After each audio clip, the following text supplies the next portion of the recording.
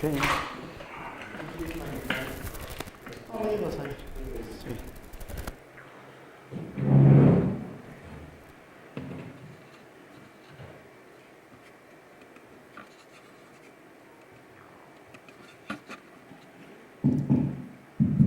Buenos días, vamos a comenzar.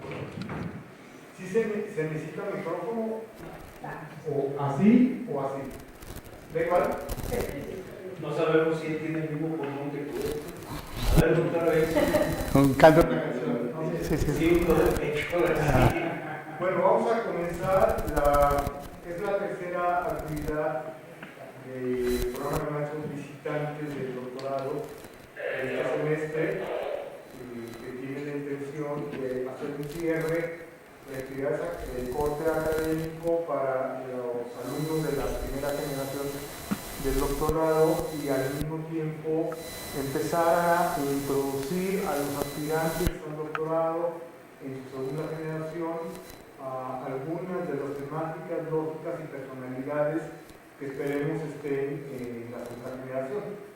En este caso vamos a platicar de un tema que me parece que se me hace fundamental para los intereses del doctorado y que se le ha dado poca atención a la primera generación en algún punto y que sería muy adecuado y que crezca para la segunda generación dado lo que estamos viviendo en el Estado, lo que estamos viviendo en el país, incluso en el mundo de la era Trump y cosas por el estilo, y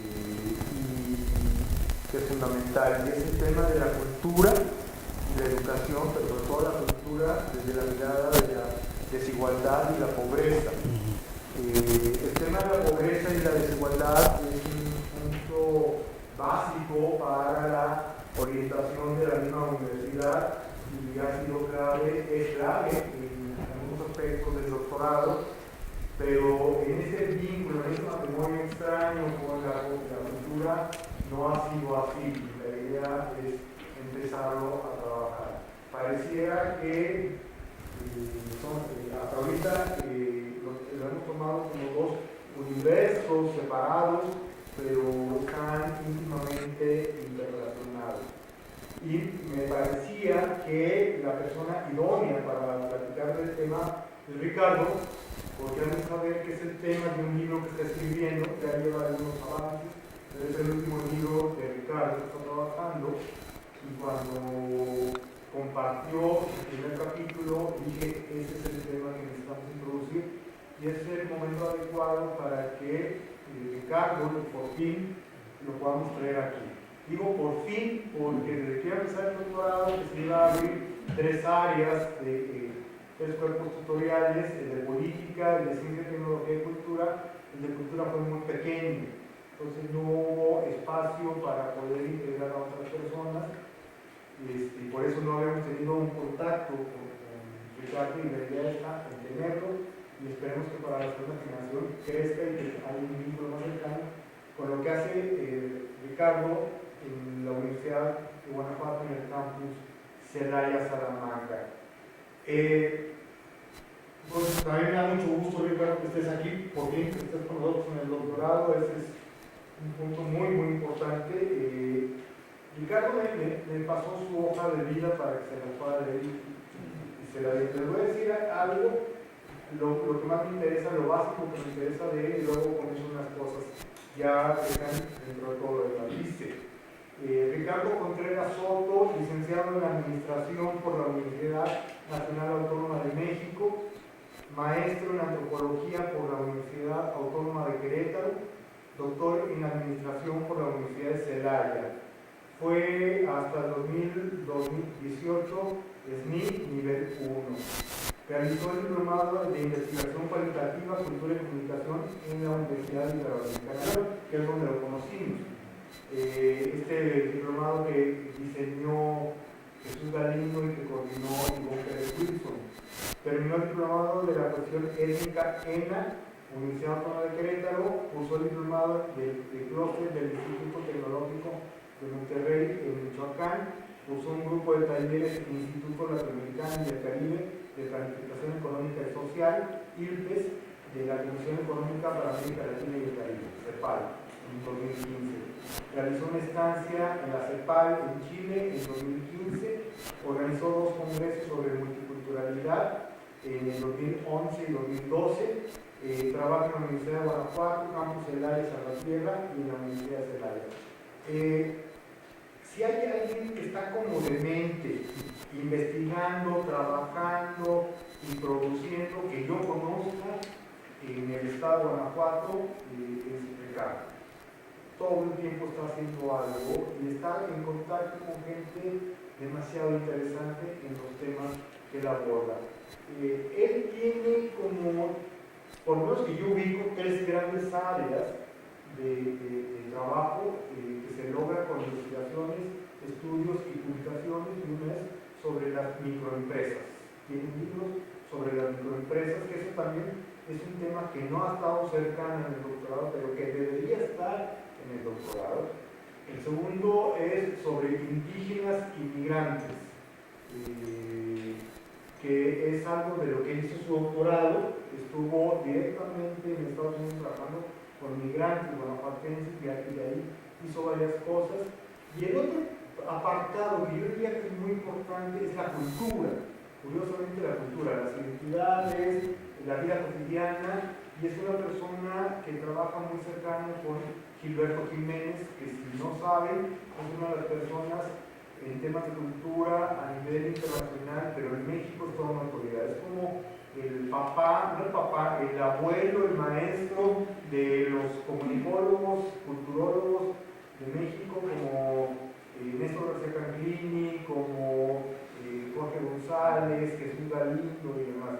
Y Gilberto Jiménez es alguien que si no le cae bien, te trata así, con mucho respeto, pero está ahí, o si te ve así como bateas en una cancha mediana calidad, pero si ves que puede construir algo con alguien, se acerca mucho, y es el caso de Ricardo. Porque Ricardo ha publicado, Ricardo lo ha entrevistado, muy cercano. Lo para de 3 grandes áreas de trabajo de Ricardo. Me mandó su currículum, ahí tienen libros y libros en las 3 áreas. Seguramente se los va a presentar, va a hablar más de esto. Artículos, etc. Entonces, es una persona, es un gusto, es un honor tener a Ricardo. Y vamos a escucharlo. Ricardo, muchas gracias. Muy bien. Bueno, pues buenos días, ¿cómo para platicar con ustedes? Sí se oye, ¿verdad? Bueno, vamos a trabajar en la cuestión de la desigualdad, la cultura educativa y la pobreza. Ojalá me vayan diciendo más o menos con quién platico para ver cómo puedo encuadrar un poquito la conferencia. Yo sé que es difícil, pero no es imposible. Entonces, ustedes sí. Bueno, buenos días, yo soy Carolina Fernández. ¿No te parece que bueno, sí, como si no me llama. Sí. Trabajo aquí en la universidad, pero soy maestra de asignatura. Genial. Y tengo interés en entrar al doctorado. El tema que a mí me interesa es movilidad social. Genial. Entonces encaja, o sea, esto tuyo me va a ayudar muchísimo. Bastante. Porque pues está muy relacionado el tema. Claro, espero que sí. Sí, compañero. Buenos días a todos, Saúl Cermeño. Sí. Yo también soy aspirante para el doctorado. Pero ya anímense, vámonos. Unidad de interés de seguridad pública. Seguridad pública. Genial, si hay una parte de seguridad pública. Compañera. Yo los acompaño de los medios ya lo sé, de comunicación. Aquí ya saben que nosotros. Eres licenciada en comunicación, ¿no? Me Sí, supongo. Muy bien. Sí. Tu nombre, por favor, compañero. Tu nombre. Toño Monroy, Toño. bibliotecario, y me interesan los temas de lectura. Ok, el problema de no leer y todo lo demás. Compañero. Martín Ortiz, soy de la primera generación de Genial, muy bien. Me interesa el tema de los jóvenes, Redes sociales y jóvenes. Yo soy Lucía Cineres, también soy estudiante de la Genial, muy bien. Va. Bueno, el tema está relacionado con la pobreza, aunque es el acompañante de Carlos en el hospital. Ok. Pero me interesa también lo que... ¿Su formación es? Yo soy informática administrativa, administración organizacional. Ese es un punto importante. Si les pides su formación para que vea la diversidad que se enseña en los doctorados. Sí, genial, muy bien. Bueno, nos acabamos de presentar, ustedes. Ignacio Gómez. Ignacio. Nacho. Soy académico de la universidad desde hace tiempo. Recientemente me acaban de confiar el departamento de investigación y posgrado. Genial. Pero mi formación va también en la misma línea que la tuya. Qué Yo bien. tengo doctorados en administración. Yo soy comunicólogo de licenciatura. Genial, perfecto. Excelente. ¿Usted?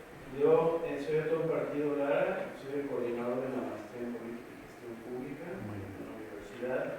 Mis intereses son temas de prevención y seguridad en América Latina. Y bueno, de formación soy internacionalista, estudié sociología política en el MORA y el doctorado en estudios latinoamericanos en la UNAM.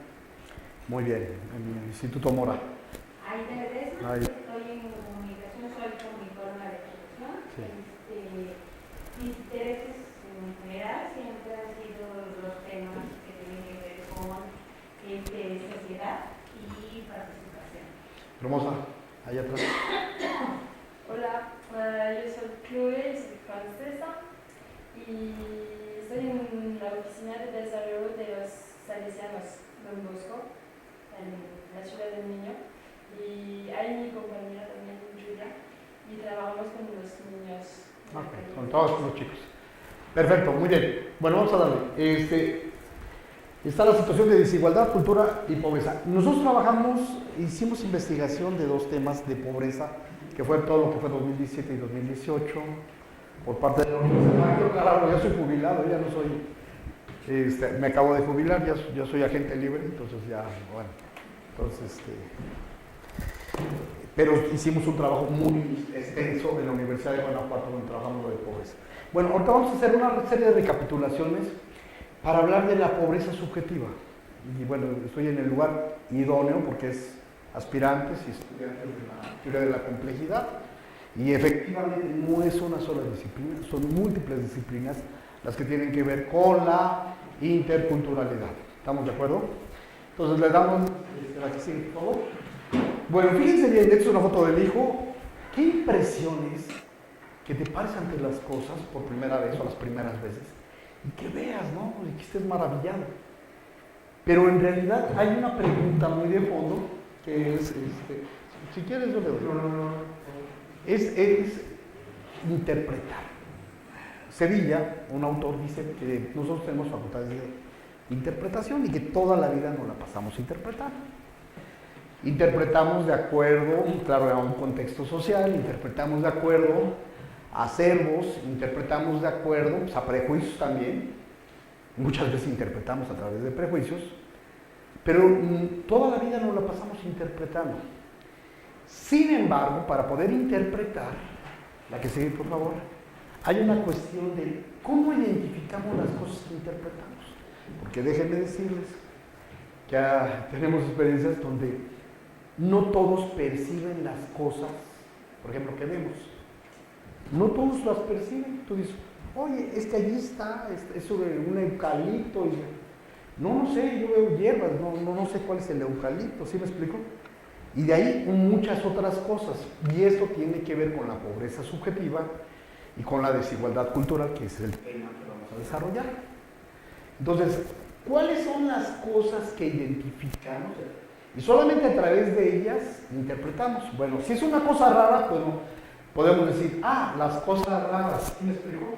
Si eso es una cosa extraña, las cosas extrañas. Pero muchas de estas cosas ni siquiera están en ese baúl de una clasificación burda para poder decir las cosas. La que sigue, por favor. Entonces, ¿cómo hablar de las cosas que no identificamos? No se habla. Es muy difícil que puedas hablar de cosas que no hay algún referente de las cuales tú puedas señalar. Sí me ha tocado en el caso de migrantes, trabajamos 10 años, investigamos migrantes, hicimos 1264 entrevistas. Eso es un mundo. 10 años de trabajo. Pero sí había cosas que habían visto los mexicanos que no habían visto que no habían visto los mexicanos, pero los que estuvieron allá sí las sabían. Entonces ellos cuando se los platicaban a otras gentes, y era un recurso retórico que decían, ellos decían, por ejemplo, entonces te decían, no, es que vi esto, y dices, ¿y qué es eso? Haz de cuenta, y empezaban las analogías. Y a través de analogías podrías ir construyendo cosas que no veías. ¿Sí me explico? Bueno, entonces, ¿cómo hablar de las cosas que no conocemos o que no identificamos? Bueno, cuando alguien no las platica, pues puede ser, entonces empieza a cobrar vida las cosas que se desconocen, que están fuera de nuestra visión de lo social, de nuestros marcos referenciales. La que sigue, por favor. ¿Con qué acervos interpretamos? Pues hay como, metafóricamente, como cajitas con las que nosotros vemos las cosas y las sacamos para hablar. Ah, sí, los guachicoleros. Ah, sí, robaron, se llevaron. Y entonces abres la cajita para hablar de lo que hay. Abres otra cajita. Pero ¿qué pasa con las cosas que casi no se hablan? Y yo quiero que nos pongamos un poquito de empatía con la gente pobre. O sea, su círculo no habla, por ejemplo, de las grandes finanzas o de la gran tecnología. Sí la usan algunas veces, pues el teléfono, lo hemos visto que casi el teléfono, todo el mundo casi trae el teléfono. Sin embargo, hay cosas que no se tocan porque no están en su imaginario, porque no están en sus referentes, porque no están en su acervo, porque no están en su vida cotidiana, porque no están estructuradas en algún lugar que les ha perdido de su formación. Pero tampoco estoy diciendo que son tontos, no estoy diciendo lo contrario, simplemente no están presentes, no están. ¿Sí me explico? O carecen de valor o no es parte de su vida cotidiana el acceso a ese tipo de cuestiones. La que sigue, por favor. ¿Cuál es el lenguaje para denominar las cosas? Y eso es importante, porque aquí pareciera ser que luego el tema es muy psicológico, ¿no? O sea, son problemas. No. Para denominar las cosas necesitamos un lenguaje, un concepto, una noción. Y eso es social. ¿Sí me explicó? Y entonces, si te digo riñón, queda claro que es el riñón. Y si te digo que tiene la glucosa alta, queda claro que es la glucosa alta. Y si te digo otro concepto, queda claro. O sea, hay palabras y hay conceptos, hay acervos culturales a los cuales tenemos acceso y a los cuales otros no tenemos acceso. Y para referirnos a las cosas, podemos tener ideas, podemos tener ciertas cosas, pero no están hilvanados de manera coherente y eso también tiene problemas en las desigualdades culturales. ¿Vamos bien? La que sigue, por favor. Entonces, las cosas sociales adquieren existencia. Entonces, si para un grupo social no existe, pues no existe. Se descompuso el carro, pues ¿para qué tiene? Se descompuso el carro. ¿Sí me explico? Dejó de funcionar. No sabe que hay un problema técnico, no sabe que tiene que ver con un circuito, no sabe, o no sabemos, según el caso. Entonces, eso es importante. Muchas de las cosas de la presencia, de la existencia y todo eso tiene que ver con lo social. Y tiene que ver en esta sociedad compleja. Antes podríamos hablar de una cultura, y no, en medida que se ha venido estratificando las desigualdades sociales, las clases sociales, etcétera, etcétera. Entonces vamos a hablar ya de grupos dentro de esas culturas. ¿Estamos de acuerdo? La que sigue, por favor. ¿Qué cosas grupales culturales identificamos? Que es lo que acabo de señalar. O sea, va a haber cosas que para un grupo ni las saben, ¿no? La gente que vive de manera... No, aquí parece que no estoy hablando de los pobres y de manera mal, no, también de los ricos, ¿no? Entonces, para ellos ni va a existir la pobreza, ni va a existir otras cosas, porque ellos viven en zonas residenciales, en las periferias, en los elipsios, ¿no? ¿Cómo se llama esta película? Donde viven de una manera pues distinta a la que nosotros vivimos, que hay que ir por el agua, hay que pelearse, hay que salir a la calle, etcétera, etcétera, etcétera. Entonces, esta es una pregunta muy relevante que tenemos que hacer en términos de las cuestiones culturales. La que sigue, por favor. Bueno, aquí hay una triada que es fundamental, que hay que ir, que es la triada de epistemología, ¿no? El sujeto, el objeto y la representación, pero aquí todavía se multiplica la complejidad por una serie de cosas. Ahorita vamos a ver. La que sigue, por favor. Entonces está el esquema mental que nos permite a nosotros ubicar, identificar a los sujetos. Por el otro lado están las cosas a las que nos referimos y por la otra cosa están los sujetos que lo dicen. pero no es el sujeto hombre, no, es el sujeto de relaciones sociales. Y esa es la gran diferencia al discurso humanista, no es el hombre y la abstracción, no. Tenemos que ver el hombre en la estructura social. ¿En dónde está? ¿De dónde parte? Entonces, adelante. Está el cosmos, el universo. Bueno, el cosmos ya implica que hay un orden, pero bueno, vamos a decir el universo. Y luego está, si la que sigue, está la cuestión ontológica. Cada cosa tiene sus propias naturalezas, sus propias lógicas, sus propias mecánicas, sus propias cosas. Esas son independientemente de la conciencia del hombre, y es la parte ontológica que tiene que ver. Ella se mueve a sí misma y está el sujeto, ¿no? El sujeto cognoscente. Es importante, es la relación estructural. No es lo mismo ser el investigador en mí, ser el señor que va pasando, ser la niña que pregunta en la primaria. Es distinta la relación social que se da en la estructura social. Y es importante que lo comprendamos, porque luego muchas de las discusiones filosóficas, antropológicas, sociológicas, se reduce al hombre y no. Tenemos que ubicar el contexto del sujeto que está hablando, o que está preguntando, que está actuando. ¿De acuerdo? Para que no quede, todos los hombres somos, todos los hombres. No, esa es una generalidad demasiado imprecisa. ¿La que sigue, por favor? Entonces hay que ver también el campo o el espacio social donde se da esa discusión, o donde se da ese descubrimiento, o donde se da esta cuestión que tiene que ver con el conocimiento. La que sigue, por favor. Está la situación del hábitus. Bueno, ¿quién leyó ya Bourdieu? ¿No lo han leído sobre el hábitus? Claro, muy bien. Pues, Bourdieu es un investigador muy importante donde hace, en vez de separar pensamiento y acción, junta pensamiento y acción en las prácticas que se dan generalmente en un campo. Y eso es importante, entonces, porque no desliga, no fragmenta, sino va articulando el pensamiento con la actividad, con la acción que se va dando en un momento determinado, a grosso modo.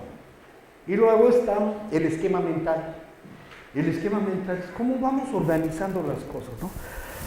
Pasa de un prejuicio, lo cambiamos, o hay otra forma alternativa y lo vamos estructurando. ¿Dónde lo ubicamos? Todas las cosas que vemos, todas las cuestiones en términos de jerarquía, en términos de orden simbólico, etcétera, tiene que ver con ese esquema mental. No se da, se va dando, bésale la mano, es el padre. Todas esas cosas que van sucediendo en la vida cotidiana te van dando esquemas mentales que después van a ser lo que te van a permitir dar, pues, tu criterio, tu formación y tu forma de pensar.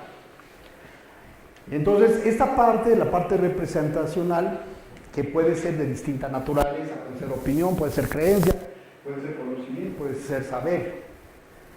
Tiene un orden epistemológico distinto, tiene otras maneras de cómo se va construyendo. La que sigue, por favor. Muy bien. Entonces ya platiqué un poquito de esta triada: sujeto social, estructura, la parte ontológica, lo que queremos conocer o lo que está ahí, y la parte de los esquemas mentales. Por el otro lado está la situación de, pues estamos en el capitalismo, no estamos en otra formación, pues tiene que ver con los modos de producción. Y esto es importante también, sobre todo por la cuestión de pobreza. La que sigue, por favor, tiene que ver con los medios de producción, quiénes son los dueños de los medios de producción. La que sigue, por favor, las formas de propiedad que hay en ese sistema, en el caso del capitalismo. Están las relaciones sociales de producción: quién vende la fuerza de trabajo, quién no vende la fuerza de trabajo, quién es dueño de los medios de producción. Entonces, eso es importante. Y a veces al interno de las organizaciones está la división técnica de trabajo. Entonces, todavía se hace más complejo.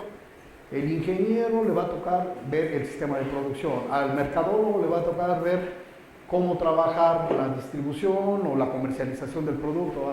Entonces hay una división de trabajo que también es una división intelectual de trabajo. La que sigue, y hay formas de trabajo, ahí cambia de acuerdo a la organización. Y luego hay, ¿qué más? Algo que se llama estratificación. Fíjense que esto es importante. La gente pobre, si tiene trabajo, generalmente es trabajo de fuerza. Entonces el que carga es el chalán, es el estibador, es el que carga. tiene que ver más con ese trabajo que tiene que ver más con su cuerpo, con su fuerza, con el desplazamiento. Y si te vas subiendo con los alfa, beta, gamma, etcétera, en la estructura organizacional, pues nosotros no, mientras aquellos trabajan macrosistemas, están trabajando cómo lo van a posesionar. Y eso es importante cuando hablemos en el mundo laboral, en la movilidad social, de la estratificación social.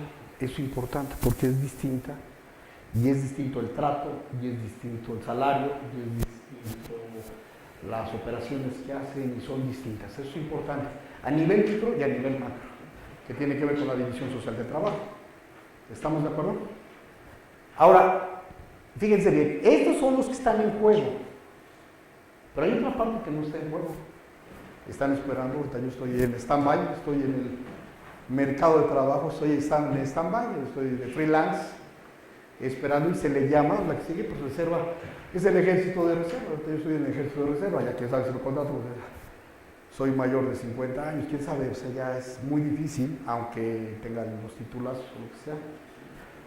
Esto es diferente, pero en la cuestión de los pobres es importante. El ejército social de reserva son los 11 que están esperando que corran o abran otra plaza o amplíen la producción, que esperamos que no recorten, y que están atentos y que pueden ser profesionistas o pueden ser trabajadores descualificados. Eso es fundamental. Y hay otras dos figuras que son importantes, que es la sobrepoblación relativa. Van a ser los que nunca van a entrar al mercado laboral. Esos chavos que están viviendo en la esquina, los chicos, si no sigue estudiando, si interrumpe su trabajo, se quedó fuera. Y son la gente mayor, y son la gente que tuvo una lesión, y son la gente que, esa gente ya no va a poder entrar al mercado laboral. Afortunadamente, bueno, pues ahora están con las cuestiones de capacidades diferentes y todo, pero ya hay gente que ya, casi desde que nació, ya quedó fuera del mercado laboral, ya no hubo chance de que se pudiera. Entra el lumpen, que es algo terrible. El lumpen es el que no tiene la cualidad, tiene menos de secundaria, tiene esto, es pobre. ¿Qué fregados? ¿Dónde le entro? Pues, ¿qué sabes hacer? Pues no. Entonces, este es el lumpen proletario. Entonces, hay una fuerte exclusión social y de mercado. Muy bien, aquí sí. Entonces, esta es la parte del mercado. No olvidemos que estamos para complejidad. Esto es así, el sistema mundial, pero no es, el capitalismo no es México, ahorita es global. Y tiene que ver con el sistema mundial. ¿Sí saben algo del sistema mundial? Pues hay algo que Wallenstein, para platicar, pues no es el capitalismo de uno, es el capitalismo que se ha dado a nivel global, en distintas, o sea, esto es macrosociología, macroeconomía, macroantropología. Entonces, hay algo que se llama, hay tres niveles, ¿no? Hay países periféricos, hay países centro y hay países semiperiféricos. Los países centros, ¿sí la que siguen? Los países centros son los que venden los bienes de capital, son los que producen, son los que generan bienes de producción y han ganado, no sé, bueno, tienen una posición privilegiada en el sistema productivo a nivel internacional. Los países intermedios, que son los semiperiféricos, son como país como México, que tienen sectores productivos importantes, pero no, la mayoría no vende. Y los países periféricos completamente, esos son los semiperiféricos, y los países periféricos son los que venden sus recursos naturales. La fruta, el petróleo y todo eso son los países periféricos. Y este es el sistema mundial. Es importante que entendamos el sistema mundial adelante, porque hay que entender los sistemas productivos, las cadenas productivas, qué es lo que sucede en el mundo, cómo se están luchando. Y los mercados no son naturales, son espacios de guerra complejos, de intereses. El petróleo ahorita es como para verlo analíticamente, ¿no? Jalife y otras gentes que han entendido, no, ahorita está duro. Venezuela, dentro de la complejidad, está la situación también petrolera. Y está la cuestión que es la división técnica étnica de trabajo. Y fíjense, con la cuestión de la pobreza, bonito, ¿y esto para qué? Bueno, pues con la cuestión de pobreza, la que sigue, por favor, pues es que muchas cosas, pues mano de obra barata, mano de obra barata, mano de obra barata. Pero ya después de tanta mano de obra barata, ya no saben qué hacer con ellos, cierran las fronteras, meten la ley Trump, quieren meter, y se hace complejidad, todavía más complejidad. Pero bueno, eso es importante para no perder de vista lo que estamos viendo. La que sigue, por favor. Bueno, esto es de los jesuitas. Este esquema, yo tengo otro. Pero está muy padre, está muy bien. ¿Qué platicaba? Estamos en la fase de neoliberalismo. Hay gente que está diciendo, ya se está acabando. Bueno, ya el Peje dijo que ya se había acabado, pero no es cierto, ¿no? Está enraizado. Y hay todo un proceso histórico que se los platico rápido. Se los platico rápido. Espero no ser tan reductivista ni tendencioso tampoco. Fíjense que el sistema capitalista se ha venido reconfigurando. Hay una época de mercantilismo, hubo otro momento en que se constituyen los distintos imperios, después nacen las naciones a través de luchas sociales, de injusticias y de todo lo demás, y vienen las naciones, ¿no? Pero después de la Segunda Guerra Mundial hay una reconfiguración muy importante. Y había dos proyectos, el welfare state, o el Estado benefactor, y el neoliberal, que era el GATT, o bueno, antes se llamaba de otra manera. Entonces era ordenar las cosas de acuerdo al mercado. Bueno, pues en el 80 se cae están en crisis los sistemas comunistas, los sistemas socialistas, y dan un golpe de timón, ahora sí, pero ese es el golpe de timón de veras, los Estados Unidos y Inglaterra y demás, y posesionan, y se ponen de acuerdo con los grupos de los 8 para hacer un esquema completamente diferente al welfare state. El welfare state era un esquema muy interesante del Estado benefactor, entonces era decir, ¿sabes qué? Vamos a hacer trabajos, vamos a poner instituciones que garanticen vivienda, comida, educación y salud. Entonces, aquí tenemos instituciones, la Secretaría de Educación Pública, es parte del welfare state. Cuando llega el neoliberalismo, cambia, dijeron, ya no tenemos por qué estar alimentando eso, y se viene a reconstituir muchas de las instituciones que se vienen a formar con el welfare state, se desmontan, se cambian y completamente. Y tanto los jesuitas como otros investigadores, yo entre ellos, hemos encontrado que sí, es una fase de regulación y donde desmantelan muchas cosas en términos de salario y todo eso. Y eso tiene un impacto en la sociedad. Vino a tronar a mucha gente. Viene a tronar a mucha gente. No, pero es que tú estás diciendo que quieren, no, lo estoy diciendo es el despojo de territorios, el debilitamiento de las organizaciones colectivas, los sindicatos, los primeros, a través de Miguel de Salinas, los estigmatizaron, los sonaron. Ya cuando dicen sindicato, tú tienes una idea de corporativismo muy, muy mala, pero no de su origen, de defender los derechos y demás.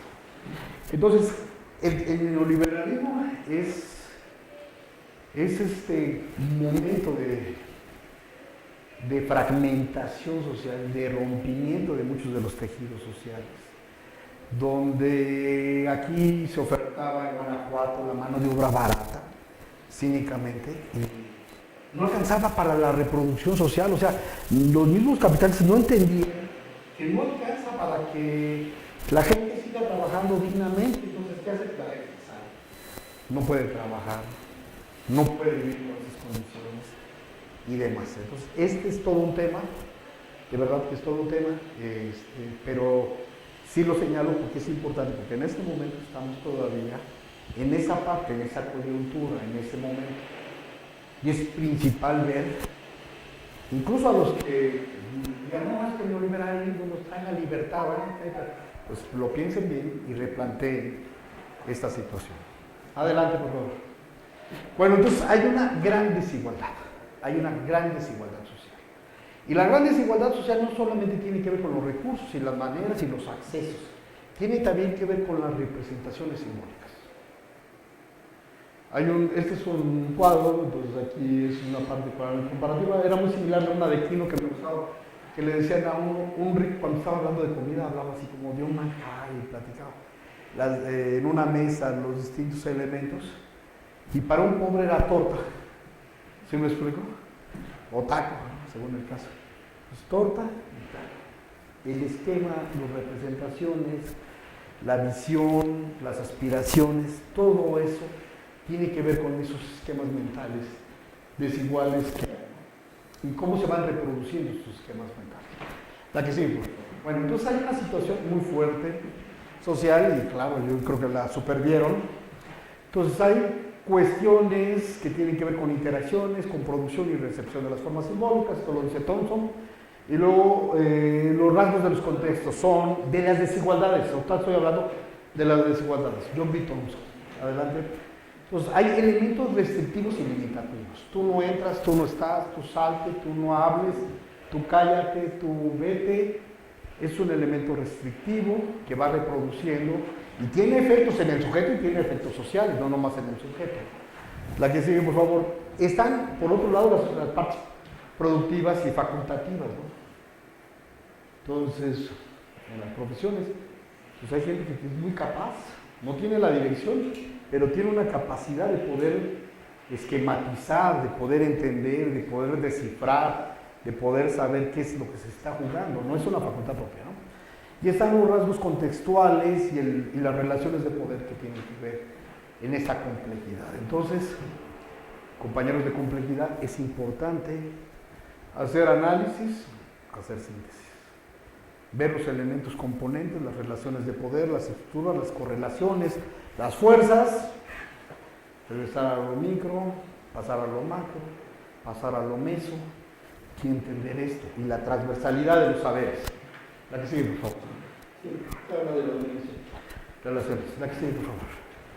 Bueno, aquí esto tiene que ver más, el Pierre Bourdieu y lo del campo, que ustedes muy bien lo saben. Entonces tiene que ver, hay distintos actores sociales. Esto es importante entenderlo en distintos campos, en la cultura, en la producción, en el arte, en la academia, hay distintos actores. Hay quien tiene posiciones privilegiadas, los dueños de las empresas, los hijos de las empresas, los jesuitas que ya están aquí, no sé. Ustedes saben. La que sigue.